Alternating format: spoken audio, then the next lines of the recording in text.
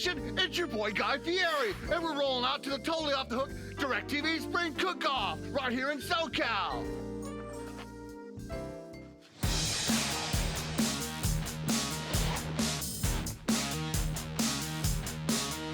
Oh, it's quiet here in Flavortown. Why no burger, friend?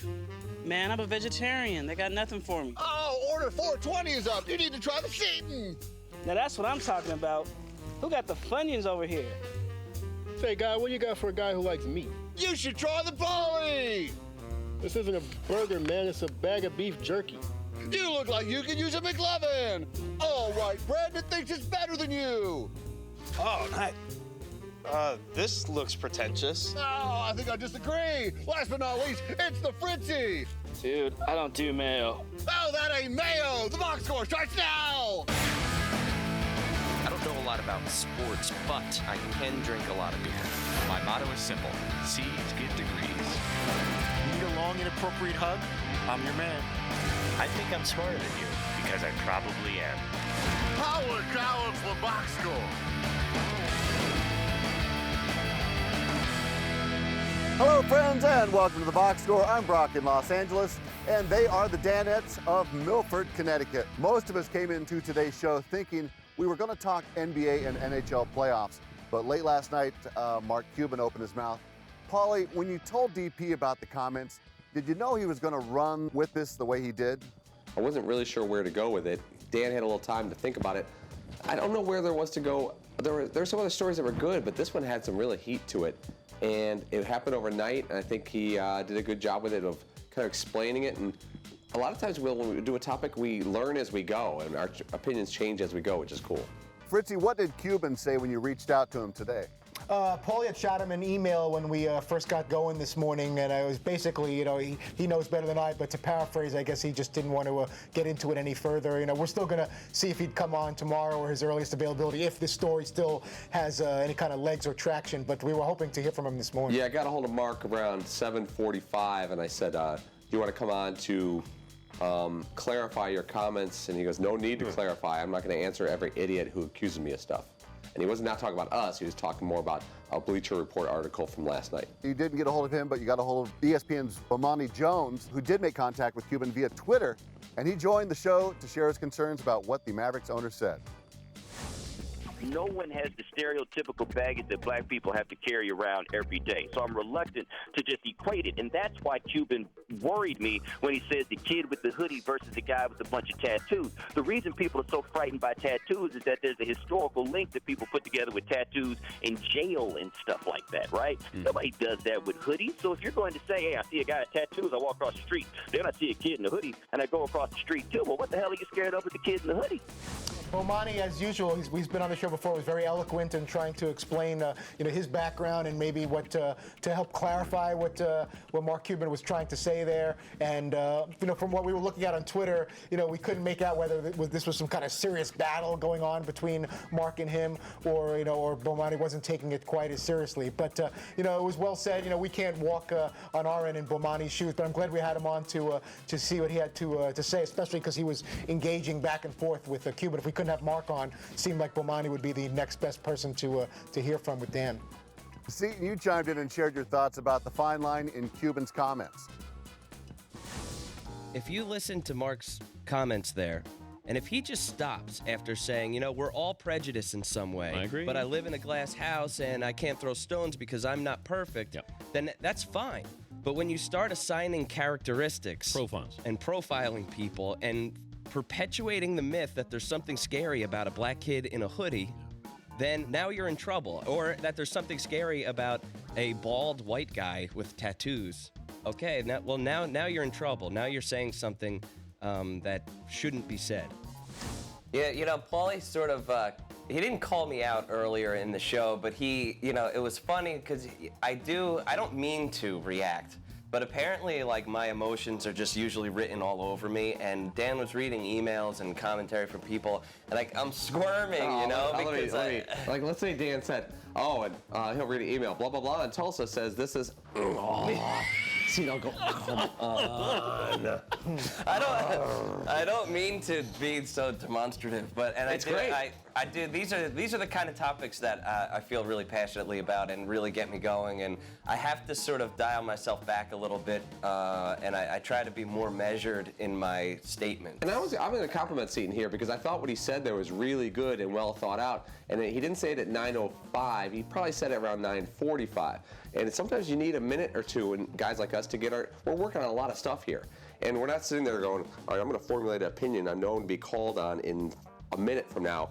If you had that, like Bomani Jones knows we're going to call him and ask specifically about a topic. He's got a minute to get his head together. Seaton's in the middle of running, a control board and a whole bunch of other stuff, and to say something well thought out isn't that easy in our roles because of the other stuff we're doing. Well, and I think it's important to let Dan have his piece. I mean, we have a 3-hour show, and I don't need to sort of like piggyback him at 9:07 with my thoughts because I'm so important to share my thoughts. I'd rather let the space, be there and exist and let the story sort of formulate. Seaton, have people stereotyped you in any way because of your tattoos? Man, that's interesting. I don't know. You'd have to ask other people. But yeah, I do get actually negative feedback a lot on Twitter and commentary, and people saying like, I'd never hire you because of that, or no one ever says they're scared of me actually, which I would rather have. You like that? Man, like you really intimidate me. I would say I've never once gotten that type of feedback, but I have gotten a lot of negative comments about my tattoos and frankly just me as a person. McLovin, you also had your take on what Cuban said, and for some reason, you decided to share it on the show. But the reality is, in most situations, none of us are crossing the street there. That's ridiculous. I live in Brooklyn. If I cross the street every time a black kid with a hoodie walked by, I would never get anywhere. Or a bald guy with tattoos. I know what his point is, but the truth is, we're not going to cross the street. You don't cross the street in New York City. Yeah, it's funny. Like I feel like I live in this like little area in Brooklyn, but it just like felt like the comments feel so different there too. Because like first of all, a New York politician wouldn't say what Cuban said in 100 million years. It wouldn't resonate really, because I don't know. I do think. Remember, he's speaking as a guy who lives in a gated millionaire neighborhood in Dallas, Texas. Yeah. Well, that's the thing. I thought what Andrew did there was really great because it sort of highlighted the absurdity of the comment in general. Like, when is he ever walking down a street late at night by himself? Never. I mean, that never happens. It's funny though, Sean, I did feel guilty though because I in my head ignored the late at night part. Maybe that is different. We don't walk, where I live in Brooklyn, we don't walk outside at night. My wife won't walk outside at 11 o'clock at night to the convenience store. This is not safe, regardless, By the way, I checked Cuban's roster. Yeah. He's got like 6 bald guys with tattoos on his roster. I mean, just shredded with tattoos up and down, and they're bald. McLovin, do you feel you whined enough to keep Cuban off the poll question? Oh my God. I actually said what I feel like. Poll question's a great tool to start a conversation, but a conversation like this is pretty serious, and the poll question kind of narrows it down where I felt like if the poll question was about Cuban, it would lead Dan or myself or someone to say something out of context. And honestly, like, it's not that I don't take the poll seriously, but I think a poll is way too narrow. And I thought, I think part of my role here is to be a little bit of an escape valve at times with some sort of humor. So I wanted to throw a little Tony Romo, a little Manziel, which is kind of lame if you think about it, my role, but that's kind of where I went today. So you're saying the poll question would be too black and white? Yeah, I think. I'm afraid to say anything about anything now, but yeah, was that PC? That was my little. Although today's topic was serious, the boss managed to find a little humor in the issue. There are times when you can say this, but not now. And I don't go, oh boy, I give him credit because he's keeping it real by being honest. It goes back to when your wife has a dress on and it doesn't look good. Your wife puts on a couple of pounds or something, you go, man, you're looking a little beefy there. Yeah, husky. You're Butch Husky. No, you don't get credit for that. That's a great point by Dan. This is still the worst moment of every man's week. My wife and I were going out last week, and she said, should I wear this dress? And I actually wanted her to wear something else. I go, no, how about that one? She goes, oh, you don't like this one. I go, no, I didn't say I didn't like this one. And all of a sudden, I'm trying to shuffle and bob and weave, and I didn't say anything wrong, but I felt like I said 10 things wrong. Classic. Never good. Up next, Fritzy had some reservations about inviting a certain guest on the show, and how much is a DP autographed baseball worth? Come on back.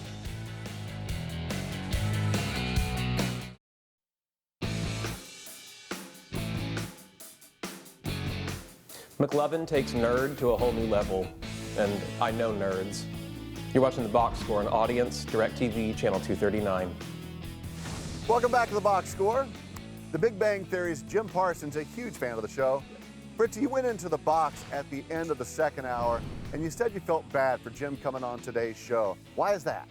We love having Jim on. When we initially had him arranged to come on, we didn't know this Cuban stuff was going to pop up. And, part of me was like, looking back now, he was very, thought-provoking and very eloquent in some of his comments. But at the moment, when you're looking at the rundown, it's like, how are we going to get from, all this race and bigot stuff to the comic relief of Jim Parsons? Is that going to make him uncomfortable? Because it's not the bigot bang theory, right, Fritzy? The bigot bang theory. That's a good one. I like that. Scoreboard, Fritzy. So looking back, it worked out very well, and we needed a little break in the action, even though he spoke about that topic. But I did have my reservations about, poor Jim Parsons has to come on and possibly try to be funny after all this heavy race talk. So that did have a little concern in my mind.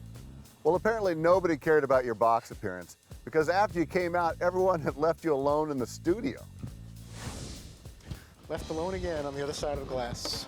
Where's everybody? Always get left out. Little secret conversations in the back. Whatever. Talking to myself right now. For a change.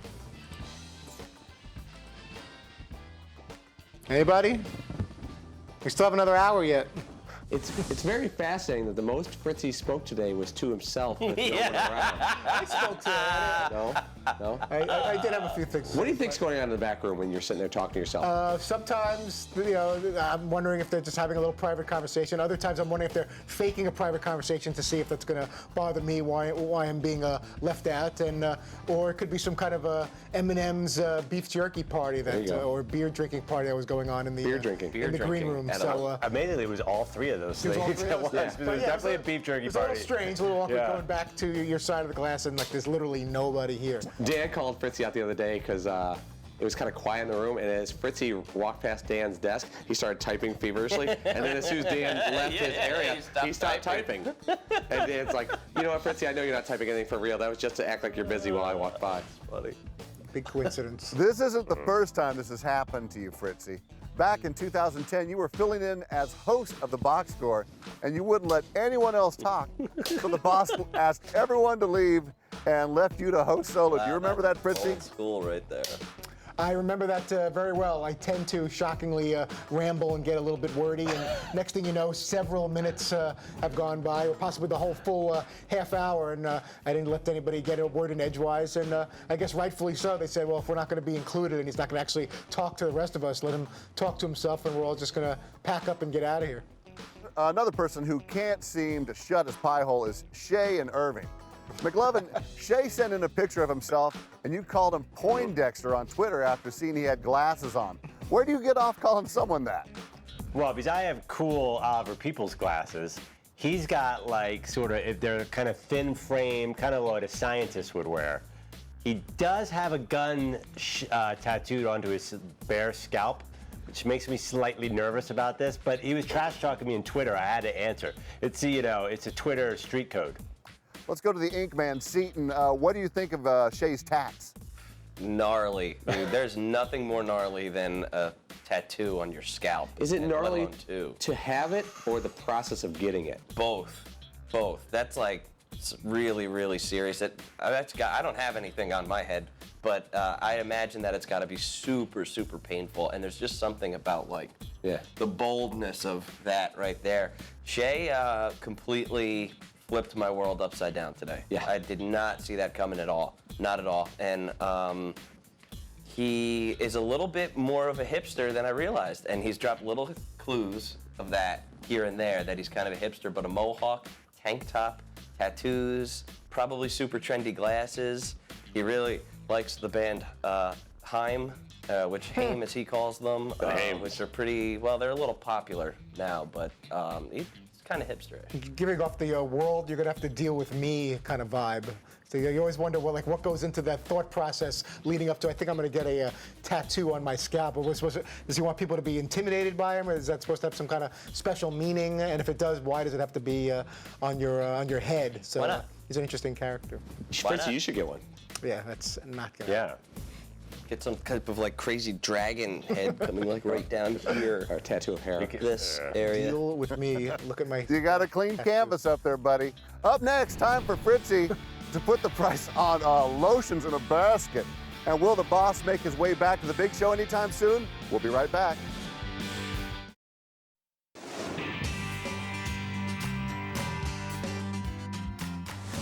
Welcome back to the Box Score. Guys, we know you each have a particular taste when it comes to collectibles. So we've searched high and low through numerous online auctions to find items that might interest you. Let's sit back and get ready for another edition of Worth or worthless?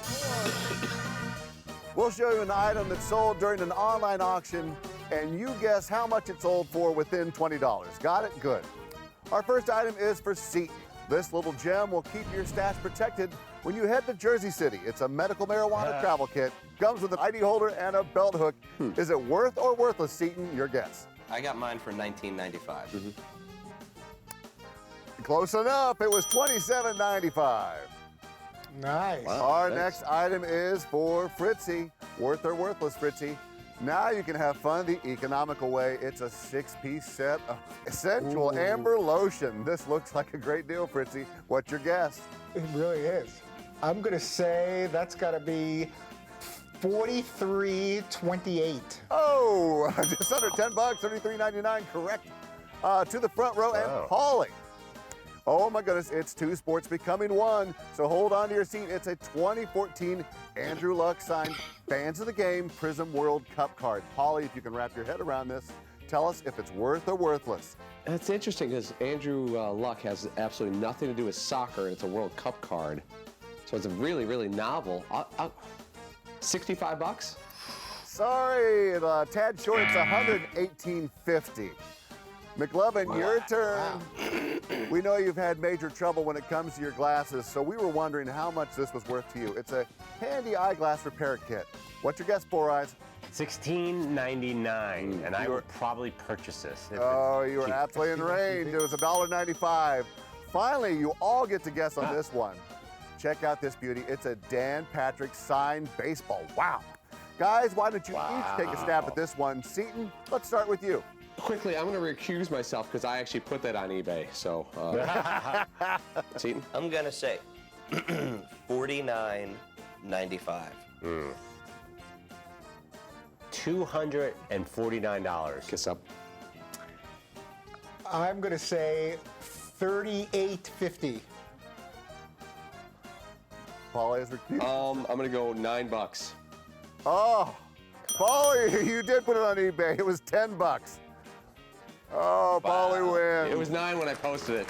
Congratulations. The bidding has gone up. Coming up. There's a bidding war. McLovin shares his disgust about not being able to gossip about his favorite reality show. There's more Box Score just around the corner.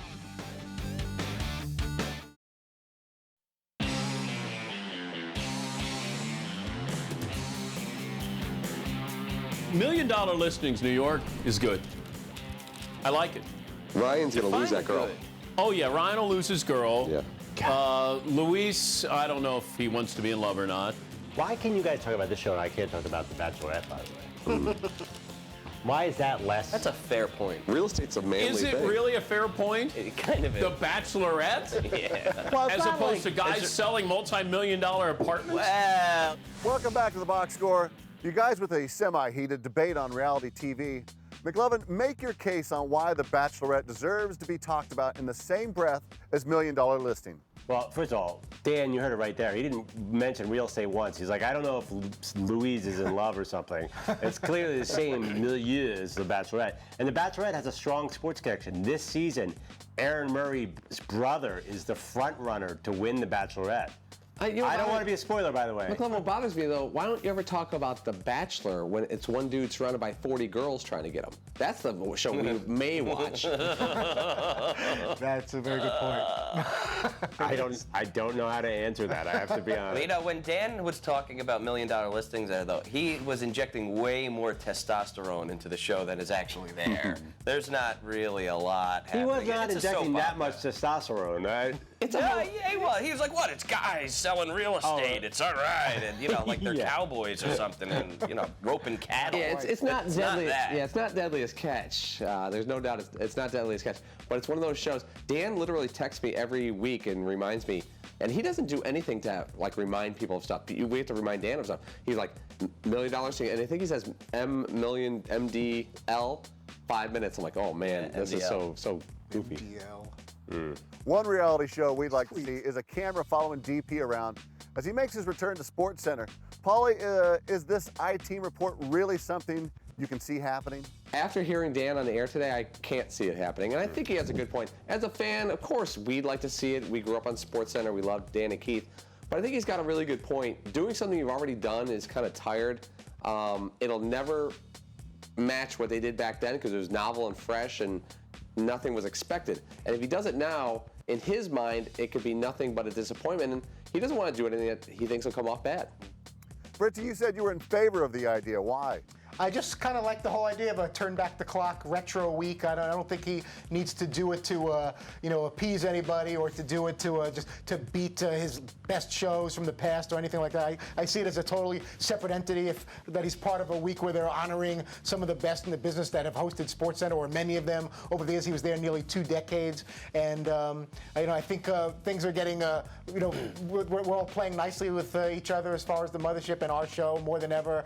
And if they want to bring him back with Keith, I think it would be awesome. I'd like to see him back behind the desk one more time. Dan could be putting himself in an interesting position there that I hadn't really thought of, is that if they do this sort of retro look-back week and he's like the one main Sports Center dude that doesn't go back, that could be seen as a negative and sort of sour grapes kind of thing. So. Right, because remember when they did this, I think when Seton first started, and I was still at ESPN, maybe 04, they did a Bring Back Week, and they didn't invite Oberman back. Yeah. So they had Dan, I think, do it with Kilborn, which was cool, but everyone's like, whoa, how can you have Bring Back Week without Oberman? Right. But it's ESPN that didn't invite him back. As of right now, ESPN has invited Dan back, and he's the one saying no, so Seton does have a good point there.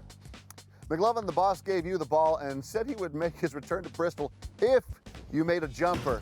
You responded with these 2 embarrassing shots. Is this because you're afraid if he leaves that he'll leave for good? No, you're reading too much into this. I told Dan my red shirt was buttoned too tightly and it was constraining my shoulder and I didn't have full range of motion. So Dan made me shoot anyway because secretly he didn't want to go back. And I think it has nothing to do with politics. I think it's too late at night for him these days. Why did you unbutton the sleeve? He didn't let me. I tried to unbutton the sleeve. He said you can't unbutton the sleeve. Did you hear that? I did hear him say that. Yeah. But it did look like you didn't give it your full effort to get it in the basket. Fritzy noticed the. That's Andrew Perloff's sitcom face. Fine right line.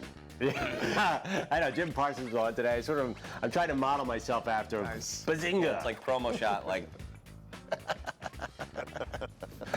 Yeah. All right, Fritzy, who's on tomorrow?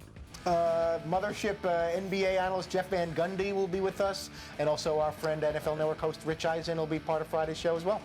Thank you, guys, and thanks for watching The Box Score. Set your DVR or tune in weekdays at 3 p.m. Eastern, only on Audience Channel 239 on DirecTV. I don't know a lot about sports, but I can drink a lot of beer. My motto is simple: C's get degrees. Need a long, inappropriate hug? I'm your man. I think I'm smarter than you, because I probably am. Hey, thanks for watching The Box Score. Holy cow!